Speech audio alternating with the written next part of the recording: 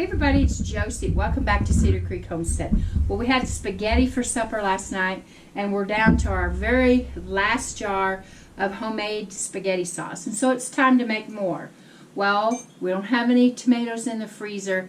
We don't have any tomatoes out in the garden. And so we're going to take this opportunity to use some of the cans of tomato sauce that we had stored in our pantry. I had 3 cans of this, and I paid, when I bought them, I paid a little over $2 a can for them. Now I went and checked the price, and at Walmart you can get a 3-pack for $12 and some cents, and it equals out to be a little bit over $4 a can. And so that's what I'm going to be using today, and I can skip the process of scoring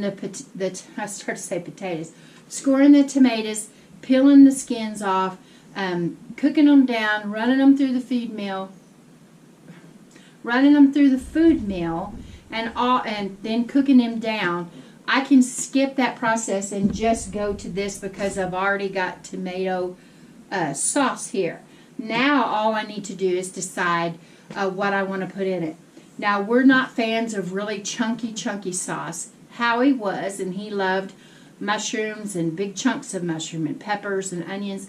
But we're not really fans of that, the rest of us. And so we're just going to have a basic Italian flavored sauce that can be used for spaghetti sauce, but it can also be used in other things as well. So we get multiple uses out of it. I'm going to be putting, all I'm going to be putting in it is garlic. Minced garlic, and I'm going to be putting a seasoning blend of Italian spaghetti seasoning blend that has oregano and basil, and it already has bell pepper and onion, but it's not going to be enough that's going to cause this to be pressure canned. So I'm going to be able to use my steam canner for this, but I am going to the max because I'm using quarts, and I'll explain all of that when I get to that process. But right now we're just going to get the pasta sauce going. And so I have it here in my roasting pan. If you don't have a roasting pan, I've got 2 roasting pans, and sometimes I think I could use more. But if you have opportunity to pick up a roasting pan, these are invaluable if you can big amounts of food, if you cook down tomatoes, if you make your bone broths and all of that. These are invaluable resources. Applesauce, anything that you need a lot of room to cook things down. And so I'm starting with the minced garlic that's already done for me, and I am going to put 2 heaping tablespoons right in there. Now as this cooks, you're going to be able to taste and determine if you need to add a little bit something more to this. We will be using citric acid in the jars when we go to jar this sauce up and put it in the steam canner. And so I'm going to, I have the garlic in. I'm going to use about a cup of this Italian spaghetti seasoning, and I'm going to get it poured in there.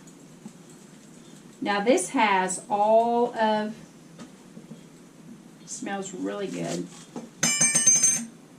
This now this is what I'm going to be putting in this sauce.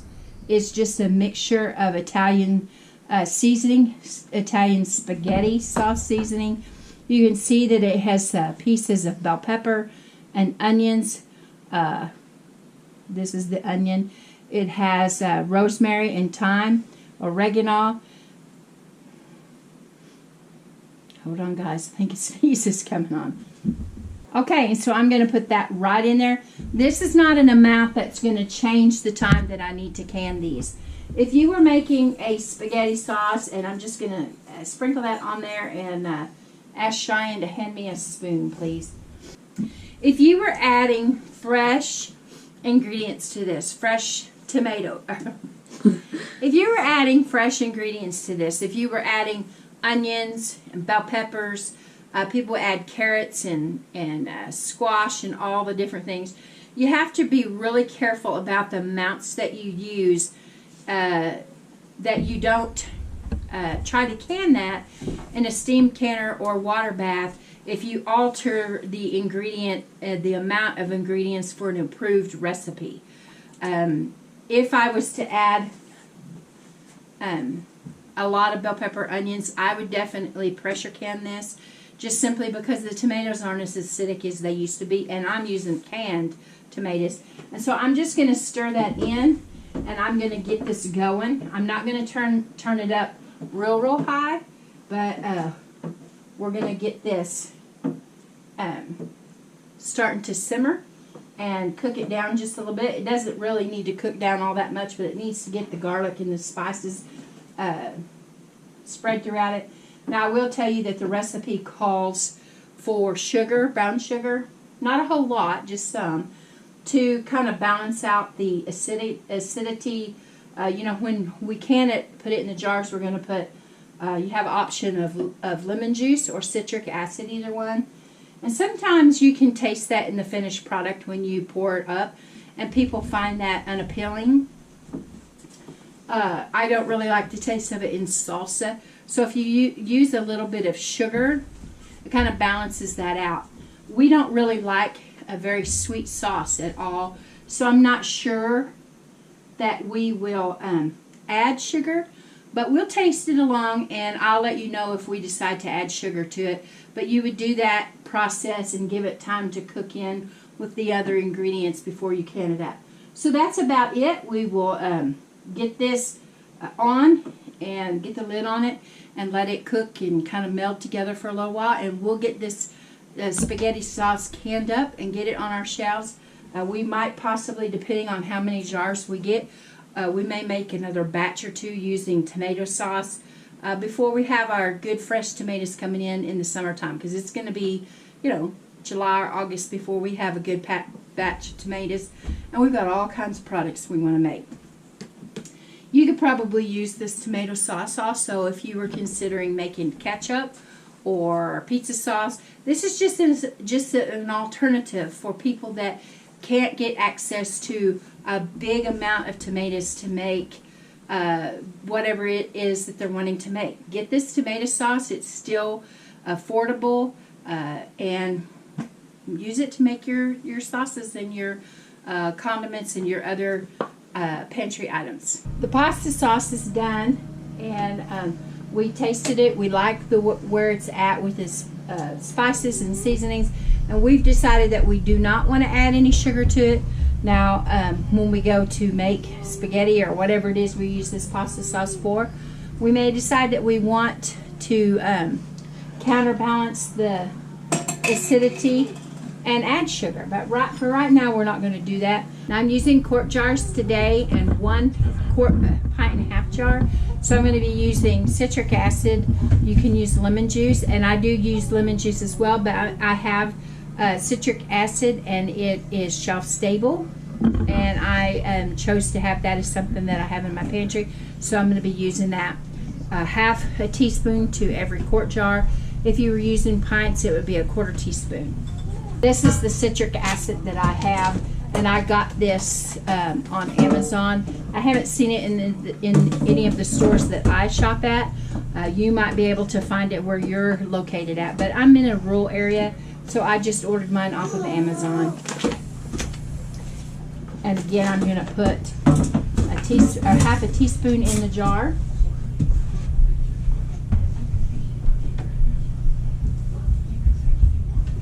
And I'm going to get this sauce in here.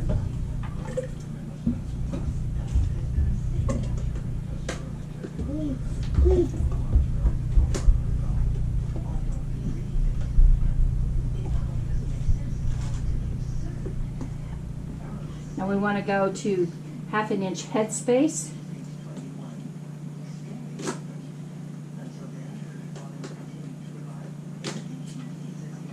And then I'll be able to move on to the next jar. Now you want to make sure that you debubble your jar.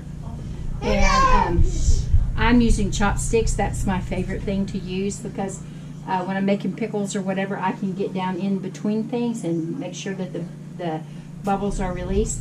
And with a liquid like this, you're just going to go in and just kind of move it around around the jar and through the middle, and just ensure that the bubbles are gone. The next thing I'm going to do, if you hear a noise, remember that little Howie is in here with me. The next thing that I want to make sure that I do is wipe the lid of the jar. You don't want to have any thing between the rim of the jar and the lid. Today I'm using 4 jar lids, and I'm going to put the lid on the top, put the ring on it, finger tight, don't wrench it down. Your lid, that'll cause your lids to buckle. You just want finger tight, and then we'll get this in our canner. I'm going to fill another jar, so I want to do half a teaspoon of citric acid.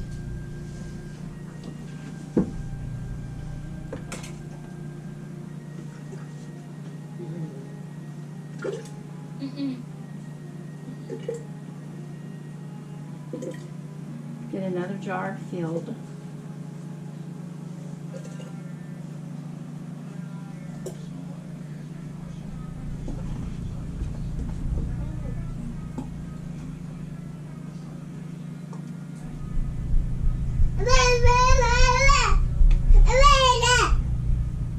Half an inch headspace. No.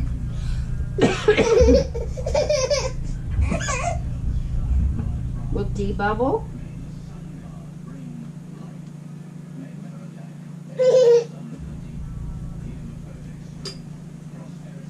Wipe the jar clean, the rim.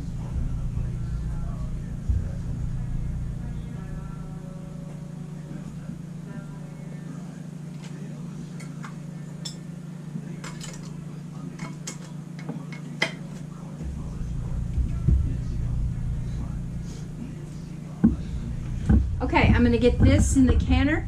I'm going to get the other jars filled, and when I get them in the canner, I'll bring you back and show you. I'm going to use my steam canner today, and I'll show you that process. So I am going to be using the steam canner today.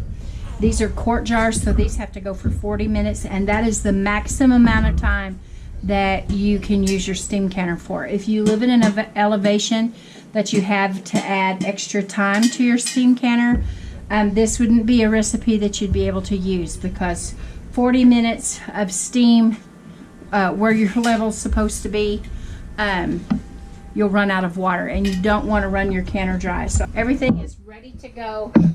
This holds 7 jars. Now, Sean will have to tell me if I'm, can you see this? Yeah.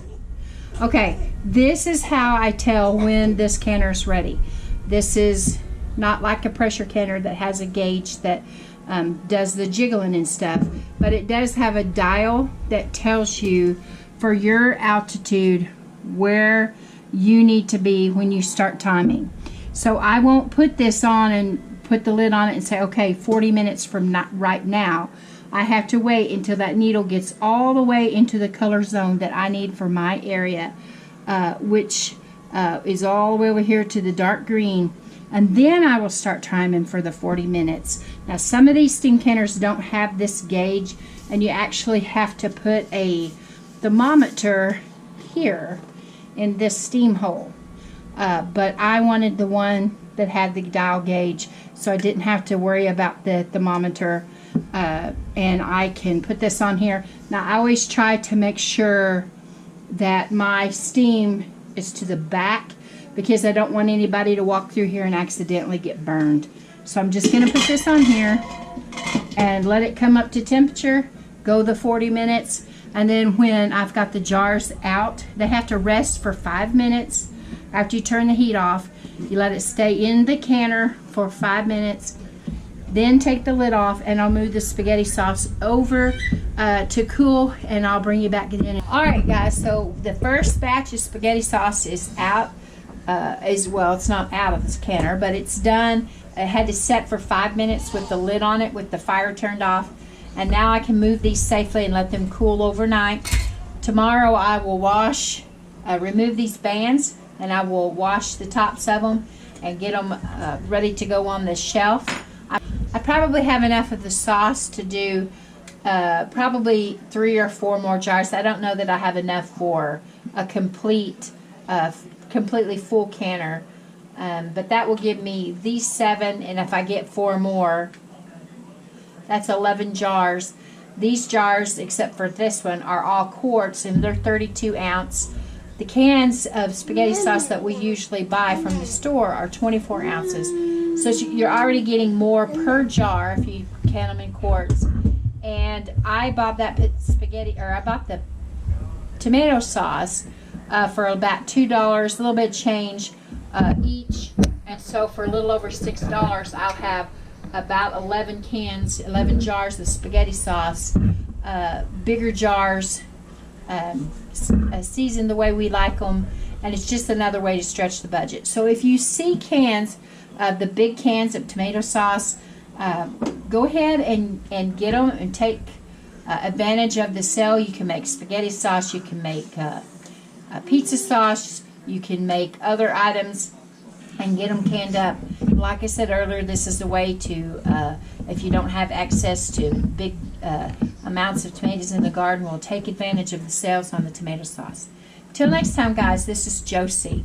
I love you guys, I really do. Keep looking well to the ways of your household. We're gone.